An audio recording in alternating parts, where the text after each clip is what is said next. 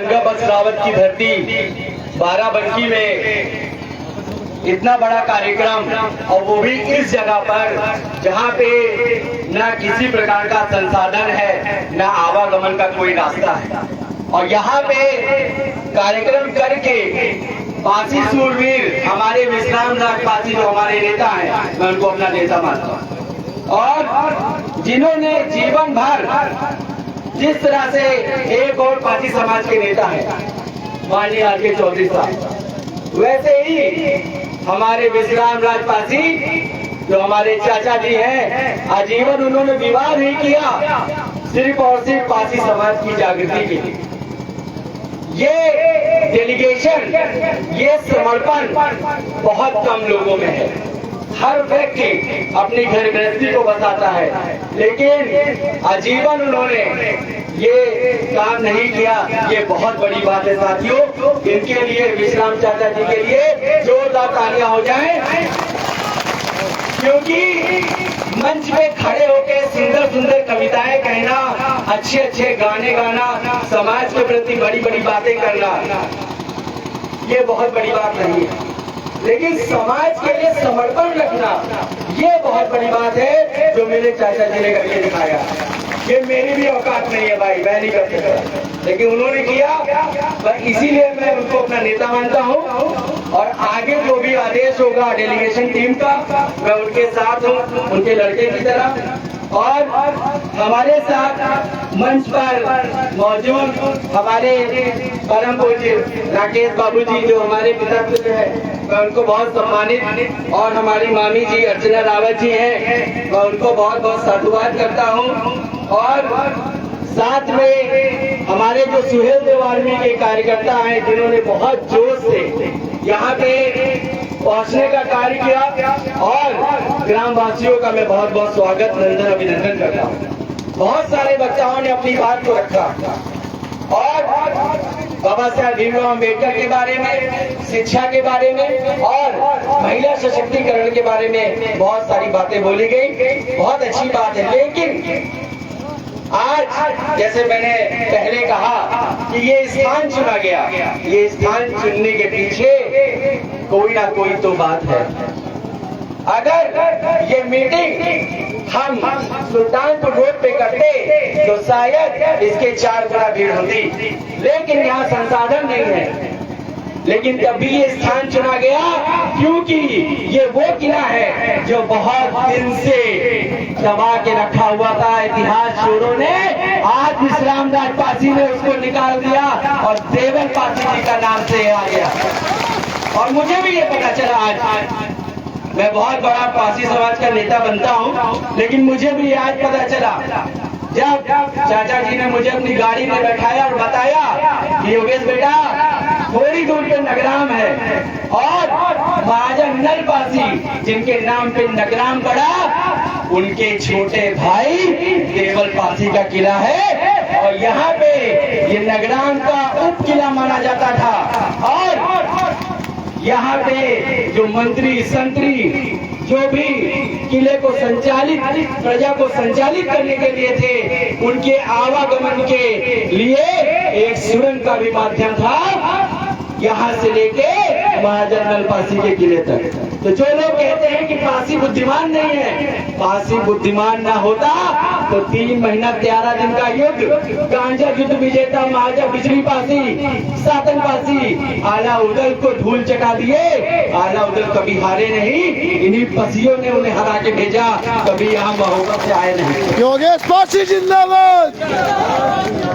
और साथियों, आज 23 मार्च बहुत बड़ा दिन है। आज हमारे महाराजा जो 53 बीघे में एक किला है, महाराजा देवल पासी जी का जन्मदिवस के रूप में हम इसको मना रहे हैं। और अगले वर्ष हमारा प्रयास रहेगा मान्यवर विश्राम राज पासी की अध्यक्षता में अधिक से अधिक लोगों को ला करके जो टीला वहां दिख रहा है, लाल झंडा, वहां तक लोगों को लाना है। ये संकल्प आप सबको भी लेना है और मुझे भी लेना है, क्योंकि आप अगर अपने साथ में 10-10 लोगों को लाते हैं, और अगर यहाँ 500 आदमी बैठा है तो वो भीड़ वहां तक पहुंच जाएगी। लेकिन एक जिद होनी चाहिए, बिना जिद के मुलायम सिंह यादव ना आते, बिना जिद के काशीराम ना आते, मायावती ना आती। आपको भी जिद बांधनी होगी, बिना जिद के कुछ नहीं होना। मैं यहाँ पे बोल के चला जाऊंगा, उससे कुछ नहीं होगा। मेरे वीडियो भाई लोग बना रहे हैं, मैं थोड़ा और पॉपुलर हो जाऊंगा, लेकिन समाज तो वही है ना, मेरा समाज तो वही है। मैं देखता हूँ आज भी सबसे ज्यादा अगर मजदूर तबके के लोग हैं तो वो मेरे समाज के लोग हैं, मेरे समाज के लोग हैं। अगर बोरिंग के लिए किसी को बुलाओ तो कहिए भैया हम पासी हैं, दिहाड़ी के लिए बुलाओ पासी आए, प्लम्बरिंग के लिए बुलाओ पासी आए। अरे पासी का यही करेगा। पढ़िए लिखिए, अपने बच्चों को पढ़ाइए, आगे बढ़ाइए और शेर और शेरनी बनाइए। और जितने भी संवैधानिक पद है उन पे जाके कब्जा कर लीजिए, उसके बाद ही आपके लोगों की सुनवाई भी होगी और आपके लोगों के ऊपर, विपक्षियों के ऊपर कार्रवाई भी होगी। सिर्फ धरना देने से नहीं होगा। कब तक धरना देंगे आप भाई? 307 जैसे मामलों को 323 5,506 में खत्म कर देते हैं ये लोग, और उनके 323 5,506 को 307 बना दिया जाता है, क्योंकि एक वहाँ मुलाजिम बैठता है जिसको कहते हैं चिकित्सक, जो मेडिकल बनाता है। और मेडिकल सिर्फ एक बार बनता है, एक बार मेडिकल बनता है, उसके बाद मेडिकल नहीं बनता। तो साथियों, शिक्षित बनिए, शिक्षित बनिए, बहुत आवश्यक है। और फिर से मैं आपकी दृष्टि विश्राम राज पासी की तरफ से लाना चाहता हूँ, क्योंकि अभी मैं जब मंच पे बैठा तो मैंने ये देखा कि इतना समर्पण हमने देखा चाचा जी को कि वो तिरपाल पे बैठे थे। मतलब जिसके यहाँ बिहाव है, जिसने पूरी लीला रचाई, जो सब कर रहा है, वो बेचारा नीचे तिरपाल पे बैठा है। और अभी भी आप देख सकते हो वो मंच पे नहीं बैठे। तो बहुत बड़ी बात है, ऐसे नेता नहीं मिलेंगे पासी समाज को कभी भी नहीं। तो ऐसे नेताओं की इज्जत करना शुरू करिए साथियों। जब तक अपने बुजुर्गों को इज्जत नहीं दोगे तुम बहुत तेज होगे, लाठी में, कलम में, बंदूक में आप आगे नहीं बढ़ सकते। जब तक मार्गदर्शन नहीं होगा समाज कामयाब हो ही नहीं सकता साथियों। एक नेता तो चुनना पड़ेगा। और योगेश पासी खुले मन से कहता है उसने एक नेता चुन लिया है, वो मेरे चाचा जी हैं विश्राम राज पासी को हमने चुन लिया भाई। बाकी आप लोगों की चुनने की देरी है, अपना मन बनाइए। क्योंकि गांव में एक बात कही जाती है कि भाई घूर के भी दिन आते हैं। रास्ते में हमारी चाचा जी से बात हो रही थी, तो अब अगर हमारा दिन नहीं आया तो कभी नहीं आएगा। 28 विधायक, 8 सांसद हैं, लेकिन इस किले की बात करने के लिए किसी के मुंह से एक शब्द नहीं निकलेगा। बिल्कुल सही बात, नहीं निकलेगा, क्योंकि वो किसी लाल टोपी, नीली टोपी, भगवा टोपी के लिए काम कर रहे हैं। एक अंग्रेजी लाइन होती है पार्टी में, अगर उस लाइन को क्रॉस करेंगे तो राम समुझ पासी बना दिया जाओगे। उस लाइन को क्रॉस करोगे तो राम समुद्र पासी बना दिए जाओगे, तुम्हारे करियर को खत्म कर दिया जाएगा। तो है मेरे पासी समाज के नेताओं, मैं आप लोगों से, आपका अनुज, आपका बेटा, आपका भाई विनती करता हूँ, जिस तरह मेरे राम रचित पासी भाई ने एक बात को यहाँ पे कहा कि भाई हमें फ्लैट नहीं चाहिए, हमें झोपड़ी चाहिए। हम झोपड़ी चुनना चाहते हैं, वो मकान मेरा हो, पासियों की पार्टी बने, ये विश्राम राज पासी ही कर सकते हैं। और मुझसे जितना सहयोग होगा मैं करने को तैयार हूँ। 27 के पहले इस पार्टी को बनाइए, बीडीसी, प्रधान, पार्षद, जिला पंचायत, विधायक, सांसद आप लड़वाइए, तो जीत हार तो बात की बात है, तब जाके मुख्यमंत्री का सपना पूरा होगा। क्योंकि भाई जो 2% है, 1.5% है, आज राजभर समाज की बात करना चाहता हूँ, वो मुख्यमंत्री का सपना देख सकते हैं। उनके पास में पार्टी है, हमारे पास में नहीं। और आप अगर सोच के बैठे हैं कि कोई पार्टी आपको मुख्यमंत्री बनाएगी तो भूल जाइए, क्योंकि आपका इतिहास आपको छोड़ के सब जानते हैं। एक उदाहरण देना चाहता हूँ, मानवर काशीराम जी जब पंजाब प्रांत की धरती को छोड़ के हमारे उत्तर प्रदेश अवध की धरती में पधारे, तो उन्होंने सबसे पहले लोगों का डीएनए परखा कि कैसे किसका क्या चलन है, तो सबसे पहले जहां बीएसपी के झंडे भी नहीं लगते थे, इतना ज्यादा लोगों का जातिगत प्रताड़ना थी, वहां पे पार्सियों को उन्होंने बूथ कैप्चरिंग का काम दिया। अगर मैं गलत बोल रहा हूं तो बताने का काम करें। बहुत पुराने लोग भी बैठे हैं और बहुत ध्यान से सुन रहे हैं। मानवर काशीराम जी ने बूथ कैप्चरिंग का काम पार्सियों को दिया, क्योंकि अगर बूथ कैप्चरिंग नहीं होगी तो चुनाव आप जीत नहीं सकते थे। तो आपको इस्तेमाल तो किया, लेकिन बड़े खेद की बात है, जब तक मान्यवर रहे बहुत वेलफेयर हुआ, लेकिन उसके बाद आज लक्ष्मणपुरी नाम आता है। लखनऊ के इतिहास को नस्ते नाबूद करने की बात होती है, और जिंदा जिंदा अपनी मूर्ति लगवा ली। एक लाखनवासी की मूर्ति नहीं लगवाई तुमने, इस वजह से आक्रोश है तुमसे हमें, और कभी तुम्हारे नहीं होंगे और ना किसी को होने देंगे, क्योंकि तुमने छला है। बोला भाई भाई, फलाने कोरी भाई भाई, फलाने पासी भाई भाई, फलाने लोटी भाई भाई, और सिर्फ मलाई खाई तुमने अकेले।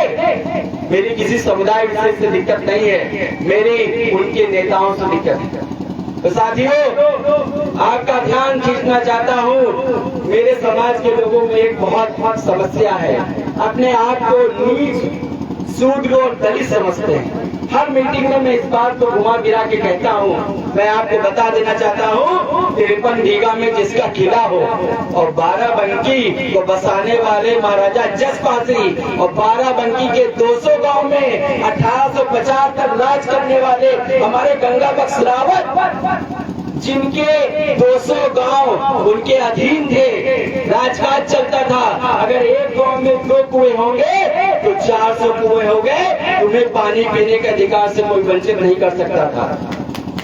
लेकिन अपने आप को नीच, शूद्र, दलित समझना बंद कर दो, क्योंकि ना तुम नीच हो, ना शूद्र हो, ना दलित हो। बाबा साहब भीमराव अम्बेडकर ने संविधान को रचा, कहीं आपको नहीं लिखा, क्या कहीं लिखा है क्या कि आप पासी समाज या रैदास समाज या कोरी समाज या डोम समाज कहीं से नीच है? क्यों बाबूजी आप बताइए, कहीं लिखा है संविधान में कि कोई जाति विशेष एससी कहीं नीच है, जनरल ऊंच है? कहीं।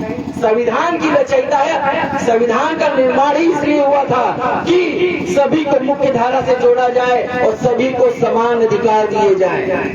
और अगर नियमों से हटा के बात करूं, गांव के चलन की बात करूं, तो मेरी माताएं, बहनें और बुजुर्ग और कुछ युवा लोग यहाँ बैठे हैं। सबके घरों में बच्चे पैदा होते हैं, मुंडन संस्कार होता है, उसके बाद उसका विवाह होता है, उसके बाद वही बच्चा जब बूढ़ा होता है तो उसकी मृत्यु कर लेगा, मृत्यु हो जाती है।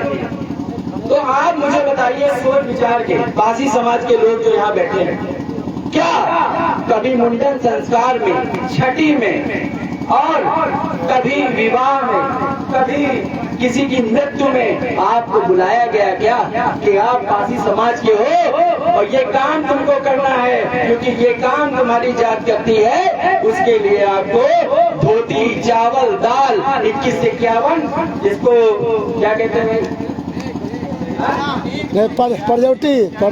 पर्जा को दिया जाता है। हाँ, वो नेक चार मिलता है। क्या आपको कभी नेक चार मिला?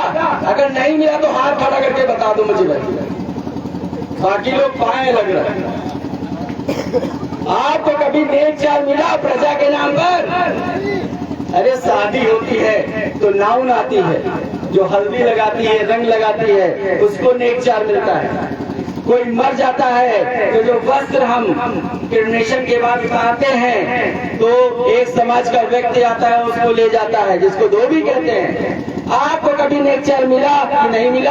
अगर नहीं मिला तो हाथ खड़ा करो। और जिसको नेक चार मिलता है उसको क्या कहते हैं? पर्जा।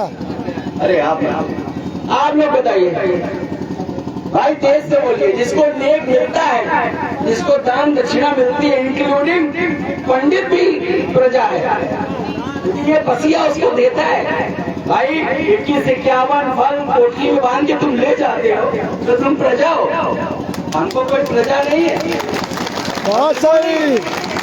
हम बैठे थे थाना गोसाईगंज में, हमारे साथ एक नेताइन थी, तो उन्होंने कहा, एक पासी जी बैठे थे, कहीं नीचे पैर छू, तो ये कहीं यार ये सारे कहे गए पैर छू, तुम ऊंचे आओ तो तुमने कौन कथा करे आओ ठीक के बदले तुमका पैसा आर्थिक पैसा लेके चला जाती है, फल और जौन चौखंडा राज सिस्टम सब लेके जाओ थे ना, तो वो प्रजा है, शासक वर्ग के हो तुम, और जो प्रजा होता है वही नीच है, क्योंकि वो दूसरों का सेवक है। सेवक को ही दलित कहा गया, सेवक को ही नीच कहा गया। मेरा समाज ना कभी सेवक रहा है, ना किसी काम का कभी रहा है। आपको कोई काम बताइए भाई, पासियों का काम क्या रहा है मुझे बताइए।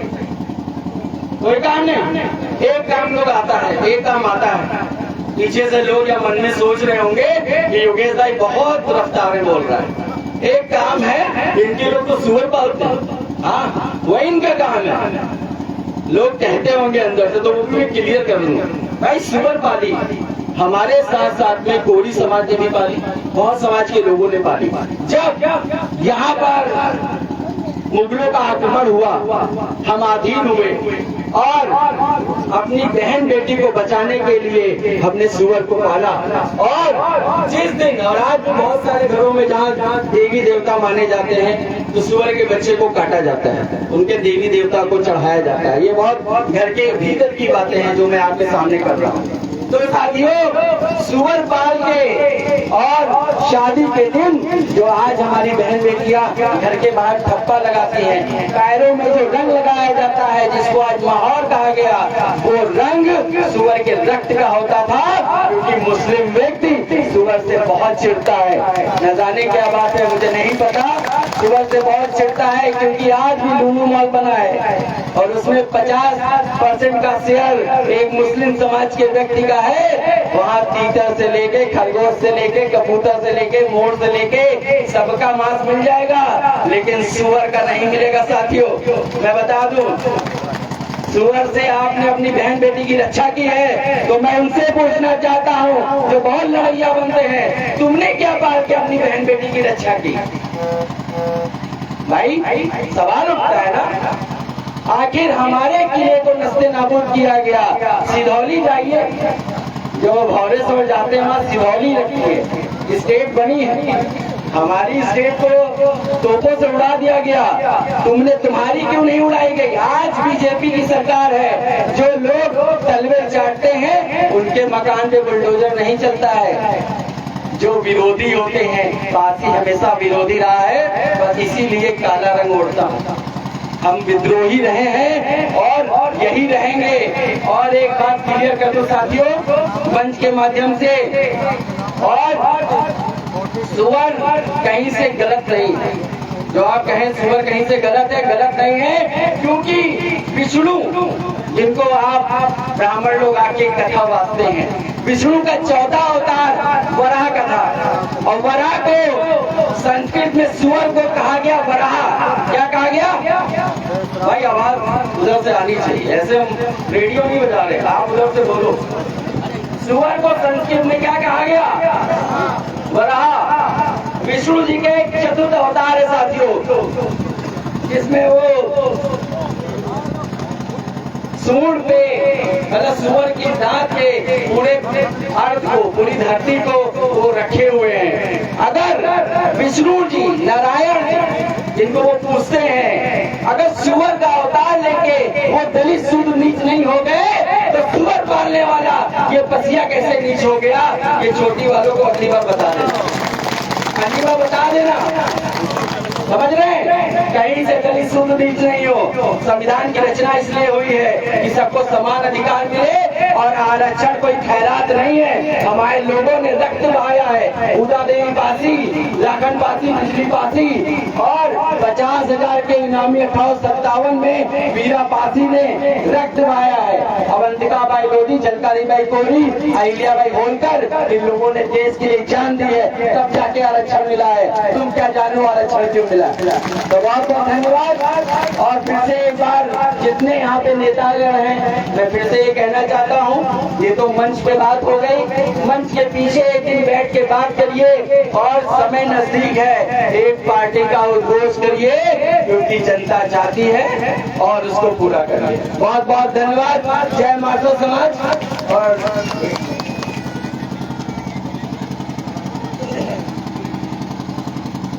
एक बार हमारे मार्शल समाज का मतलब जो हमेशा लड़ाकू रहे, चाहे वो लोधी हो, चाहे कोरी हो, चाहे रहदास हो, उनके महापुरुषों का एक बार नारा हो जाए, माजल्ला गणपति अमर रहे, अमर रहे, अमर रहे। भाई ये बाराबंकी की धरती, बिजली पासी को किले को बचाने के लिए बाराबंकी हरदोई के पासियों का बहुत बड़ा हाथ था। तो आप उनकी आवाज का लेवल भी थोड़ा बड़ा होना चाहिए, आखिर वही डीएनए है ना आपके अंदर। माजल्ला गणपति अमर रहे, अमर रहे, अमर रहे, गणपति अमर रहे, अमर रहे, अमर रहे। नदियों का निर्माता कौन? लाखनपासी, लाखनपासी, नदियों का निर्माता कौन? लाखनपासी, लाखनपासी। सीताबाद अमर रहे, अमर रहे, अमर रहे, सीताबाद अमर रहे, अमर रहे, अमर रहे, सरकारी भाई गौरी अमर रहे, अमर रहे, अमर रहे, सरकारी भाई गौरी अमर रहे, अमर रहे, अमर रहे, सरकारी लोधी अमर रहे, अमर रहे, अमर रहे, सरकारी लोधी अमर रहे, अमर रहे, अमर रहे, सीताबाद अमर रहे, अमर रहे, अमर रहे, राजा देवल पासी अमर रहे, अमर रहे, अमर रहे, राजा देवल पासी अमर रहे। अमर रहे, अमर रहे। बहुत बहुत धन्यवाद एक बार फिर से हमारे नेताजी विश्राम राज पासी का। और एक छोटी सी बात बताना चाह रहा हूँ कि हमारी जो ससुराल है वो इस किले के उस पार है, परिवार हमारी ससुराल है, इसमें ताली बजने की बात नहीं, ठीक है, कि हमारी वो ससुराल है। और आज हमें बड़ी शर्म आ रही है कि हम अपने 8 साल का हमारा विवाह हो चुका है और हम आते थे यहाँ पे तो देखते थे कि मतलब यहाँ पे थोड़ा थोड़ा लखौड़ी ईंट है। तो जब से संगठन स्टार्ट किया है कहीं भी लखौड़ी ईंट होती है, टीला होता है, मतलब टीला होता है, तो यही होता है कि ये मेरे बाप का है। और कई सारे गजेटे निकाले तो पता चला, लेकिन बड़े शर्म की बात है कि आज चाचा जी के माध्यम से मुझे पता चला कि ये महाराजा नगराम के नल पासी के छोटे भाई महाराजा देवल पासी का किला है। और ये नाम अपने अंदर याद रखिएगा। और हमारे साथ हमारे भाई मौजूद हैं जो अंतरराष्ट्रीय स्टेट लेवल पे और एशिया लेवल पे पासी समाज के हैं, बहुत बड़े बड़े पदक लाए हैं। आ गया जाइए, जो मैं इनका नाम बता देना चाहता हूँ, राजेश कुमार वर्मा पासी जी है और नेशनल लेवल पे इन्होंने 27 पदक जीते हैं वेट लिफ्टिंग में। बहुत बड़ी बात है वेट लिफ्टिंग, जो हम लोग सॉरी जो उठाते हैं, क्या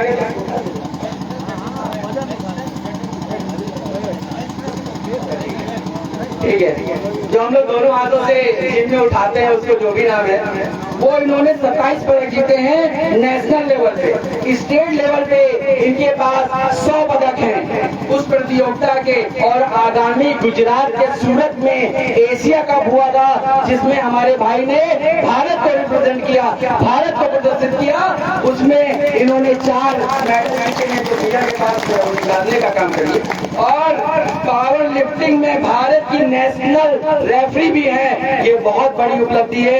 ऐसे सितारों को प्रोत्साहित करिए, आगे बढ़ाइए। बहुत बहुत धन्यवाद महाराजा देवल पासी जी की। 31 मार्च वाले, हाँ। और साथियों 31 मार्च को हमारे गंगा बस रावत जी का विजय दिवस है। इसके उपलक्ष्य में दरियाबाग विधानसभा के देवीगंज चौराहे पे समय 11 बजे सुहेल देव आर्मी के युवा मोर्चा के जिला अध्यक्ष और पूरी टीम के द्वारा एक पासी सम्मेलन रखा गया है। मैं सभी को उसमें आमंत्रित करना चाहता हूं, आप सभी लोग वहां पे अपनी उपस्थिति अनिवार्य करें। बहुत बहुत धन्यवाद। जय मार्शल समाज, जय मार्शल समाज। योगेश पासी जिंदाबाद, योगेश पासी जिंदाबाद। बहुत बहुत धन्यवाद।